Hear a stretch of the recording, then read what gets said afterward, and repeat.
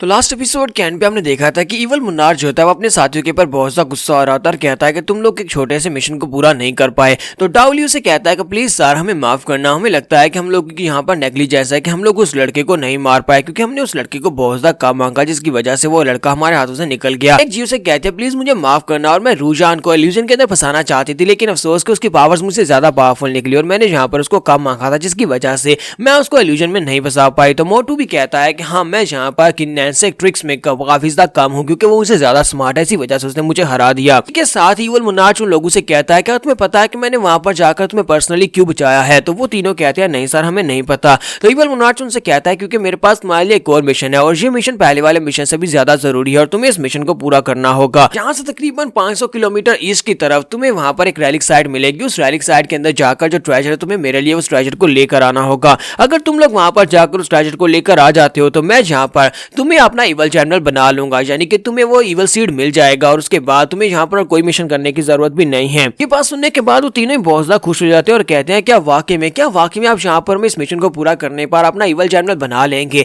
हम लोग जाएंगे और वहां पर जाकर आपके लिए ट्रेजर जरूर लेकर आएंगे। बहुत ही जल्दी हम लोग वहां पर से आपके लिए ट्रेजर लेकर आएंगे और उसके बाद आप हमें अपना इवल जनरल बना लेना। तो इवल मुन्नार यहाँ पर उन्हें अपनी बातों में ले लेता है। तो मोटू टुनबाओ कहता है कि देखो हमारे पास एक और मौका, हम लोग यहाँ पर इवल जनरल बनने वाले हैं। स्नेक जी भी वहीं पर खुश होकर साथ ही रो भी रही होती है और कहती है मोटू क्या तुमने सुना हम लोग बहुत ही जल्दी इवल जनरल बनने वाले हैं। कि डाउली वहां पर ऊपर आसमान की तरफ देखकर कहता है कि मदर देखना बहुत ही जल्दी तुम्हारा बेटा यहाँ पर तुम्हें कुछ करके दिखाएगा। जब यहाँ पर उसका नाम होगा, जब वो इवल जनरल बन जाएगा, इवल जनरल बनने के बाद देखना तुम भी यहाँ पर मेरे पर फख्र करोगी। इवल मुन्नार वहां पर उन सभी की बातें सुनने के बाद सोच रहा था किस तरह देखो तो सही इन चीड़ियों को यहाँ पर मैंने थोड़ी सी उम्मीद क्या दे दी इवल जनरल बनने की, ये लोग कितने ज्यादा खुश हो गए, लेकिन असल में इन्हें ये नहीं पता कि इवल जनरल होता क्या है। ये लोग यहाँ पर बेसर्क हो जाएंगे, बिल्कुल शैतान बन जाएंगे। यहाँ पर से नेक्स्ट सीन जो होता है इंपीरियल पैलेस का दिखाया जाता है जहाँ पर वैंगज्यू एम्परर के पास आता है। एम्परर के पास आने के बाद से कहता है कि एम्परर मेरे पास एक अच्छी खबर है, हमें यहाँ पर तकरीबन 500 किलोमीटर ईस्ट की तरफ एक खजाने के बारे में पता चला है जहाँ पर एक रैलिक साइट ओपन हो रही है।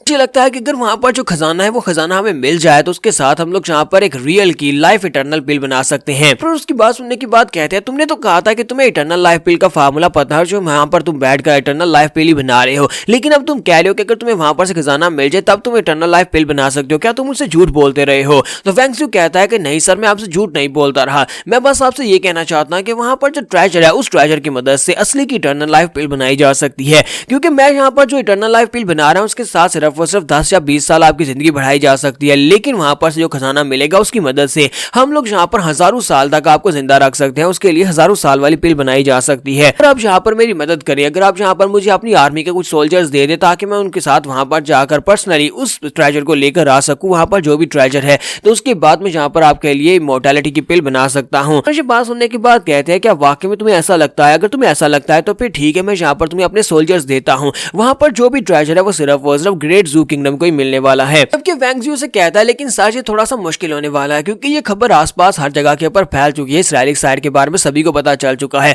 वहां पर बाकी के सभी सेक्टर्स के अलावा लू वुटियान भी अपनी आर्मी को भेजने वाला है और मुझे लगता है कि हमें उससे पहले जाकर इस खजाने को लेना चाहिए, क्योंकि लू वुटियान के हत्या अगर वो खजाना चढ़ गया तो फिर हमारे लिए और भी ज्यादा मुश्किल हो जाएगा। एम्परर कहते हैं कि ऐसा बिल्कुल भी नहीं हो सकता, मैं लू वुटियान को वो खजाना लेने नहीं दे सकता। ठीक है मैं तुम्हें अपनी पर्सनल आर्मी देता हूँ, तुम अपने साथ उनको लेकर जाओ, और सिर्फ पर्सनल आर्मी नहीं बल्कि मैं तुम्हें यहाँ पर 4 ग्रेट मास्टर्स में से एक मास्टर लैंगडाओ भी देता हूँ। तो वो अपनी बेटी को बुलाते हैं और साथ मास्टर लैंगडाओ को बुलाते हैं। वो कहते हैं क्योंग वैन लैंगडाओ जल्दी से यहाँ पर आओ। तो क्योंग वैन और लैंगडाओ दोनों उसके सामने आते हैं, अपना सर झुकाते हैं और कहते हैं कि जी एम्परर्स बताएं आपके ऑर्डर्स क्या है। तो एम्परर उनसे कहता है कि यहाँ पर तुम्हें मिस्टर वैंगज्यू के साथ जाना होगा, मैं चाहता हूँ कि मिस्टर वैंगज्यू की प्रोटेक्शन का जिम्मा तुम दोनों लो, तुम दोनों को उसके साथ रैलिक साइड में जाना है, वहां पर जाकर ट्रेजर को रिट्रीव करके लाना है। अगर तुम लोग वहां पर जाकर ट्रेजर को वापस ना ला पाए तो तुम दोनों को वापस आकर मुझे अपनी शक्ल दिखाने की जरूरत नहीं है, वहीं पर कहीं पर मर जाना। ये वाली बात सुनने के बाद वो दोनों काफी ज्यादा हैरान होती है। मिस क्योंगवेन ज्यादा हैरान होती है क्योंकि ये उसका डैड है और उसका डैड होने के नाते भी वो कह रहा है कि अगर तुम लोग खजाना लेकर नहीं आए तो वहीं पर कहीं पर मर जाना। कि वैंगज्यू वहां पर हंस रहा होता है तो वो दोनों ही कहते हैं लगता है कि इस कमीने वैंगज्यू ने यहाँ पर डैड को पूरी तरह से कंट्रोल किया हुआ है। तो फिर वो दोनों कहते हैं सर ठीक है, जैसा आपने कहा बिल्कुल वैसे ही करेंगे, हम लोग खजाना लेकर ही आएंगे।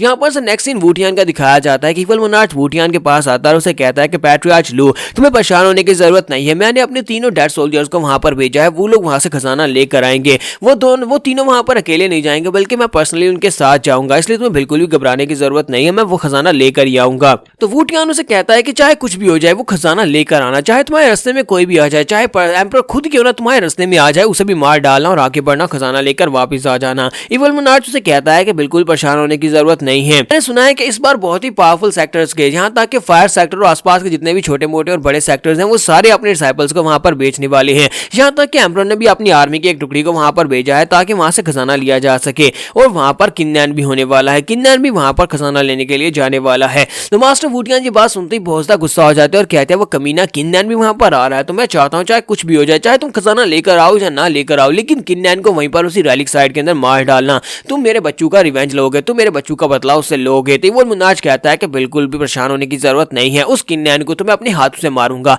इस बार वो बिल्कुल भी नहीं बच पाएगा। और इसी के साथ इवल मोनार्च वहां पर से गायब होकर चला जाता है। उसके वहां पर चले जाने के बाद लो आर्मी का कमांडर वहां पर खड़ा होता है। तो कमांडर कहता है कि पैट्रियार्च, क्या आपको वाकई में लगता है कि हमें इसके ऊपर इतना ज्यादा भरोसा करना चाहिए? क्या आप चाहते हैं कि मैं भी इसके पीछे जाऊं? तो वो उसे कहते हैं हाँ क्यों नहीं, तुम इसके पीछे जाओ। अगर ये किन्नैन को मार पाता और खजाना ले पाता है तो और मेरे पास आता है तो फिर तो अच्छी बात है, लेकिन अगर ये दोनों काम नहीं करता और खजाना अपने लिए रखने की कोशिश करता है तो फिर इसे भी मार डालना। कमांडर कहता है ठीक है सर, जैसा आपने कहा बिल्कुल वैसे ही करूंगा। तो नेक्स्ट सीन जो होता है हमारे किन्नैन का दिखाया जाता है। किन्नैन, निंगरू और मोटू वो तीनों ही चलते हुए पैदल जा रहे होते हैं। तो चलते चलते निंगरू कहती है किन्नैन, तुमने मास्टर लियू रूजान से क्यों नहीं कहा कि वो हमारे साथ आ जाए? अगर वो भी हमारे साथ आती तो ज्यादा बेहतर रहता। तुम्हारा किन्नैन उसे कहता है कि मास्टर रूजान ने पहले तो मैं यहाँ पर अकेले कल्टीवेट करने के लिए भेजा है, वो कभी भी हमारे साथ नहीं आती। वो चाहते हैं कि हम लोग अकेले जाकर वहां पर प्रैक्टिस करें, मुश्किलात का सामना करें। जितना ज्यादा हम लोग वहां पर प्रैक्टिस करेंगे, दुश्मनों से मुकाबला करेंगे, उतना ज्यादा हम लोग तेजी के साथ ग्रो करेंगे। तो वो उसे कहते हैं तुमने बिल्कुल ठीक कहा, हमें बस यहाँ पर हार्ड वर्क करने की जरूरत है।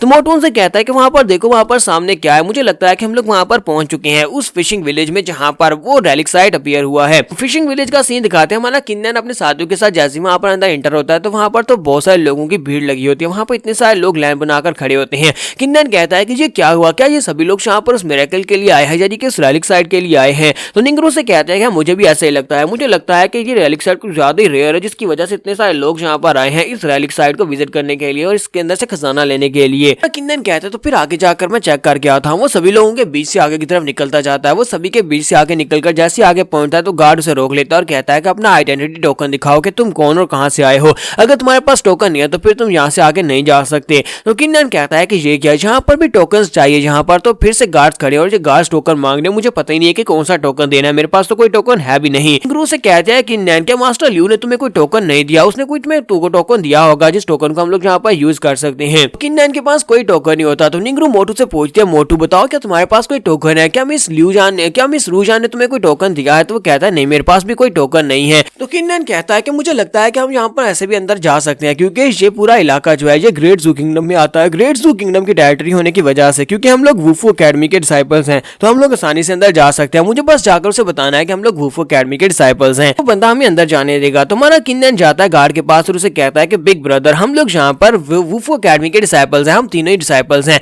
और हम तीनों यहाँ पर अंदर जाना चाहते हैं। तो वो गार्ड से कहता है कि अगर तुम लोग वुफू एकेडमी के डिसाइपल हो तो फिर अपनी एकेडमी के बैजेस दिखाओ, यहाँ पे टोकन दिखाओ। किन्नैन कहता है कि बात यह है कि हम लोग जल्दी में यहाँ पर आ गए, जिसकी वजह से हमारे पास टोकन नहीं है। तो गार्ड से कहता है क्या तुम वहाँ पर लोगों को देख रहे हो? तो वो हमारा किन्नैन साइड के ऊपर देखता है तो वहाँ पर कुछ लड़कों को मार पा रही होती है। तो गार्ड से कहता है कि ये सभी डिसाइपल्स में कुछ ऐसे हैं जो कहते हैं कि वुफू एकेडमी के डिसाइपल हैं, कुछ ऐसे हैं जो कहते हैं वुफू एकेडमी के टीचर हैं, और यहाँ तक कि कुछ तो ऐसे हैं जो ये कह रहे हैं कि वो एम्परर के बच्चे हैं, यानी कि वो प्रिंस हैं। इनमें से किसी के पास टोकन नहीं है। अगर तुम भी इनकी तरह मार नहीं खाना चाहते तो चुपचाप वापस चले जाओ। तो यहाँ पर हम लोग अपनी एपिसोड 113 का एंड करेंगे और नेक्स्ट एपिसोड में देखेंगे हमारा किन्नैन अंदर कैसे एंटर हो पाएगा। एपिसोड की एक्सप्लेनेशन अच्छी लगी हो तो कमेंट करके बताइएगा और लाइक करना मत भूलिएगा। Thank you.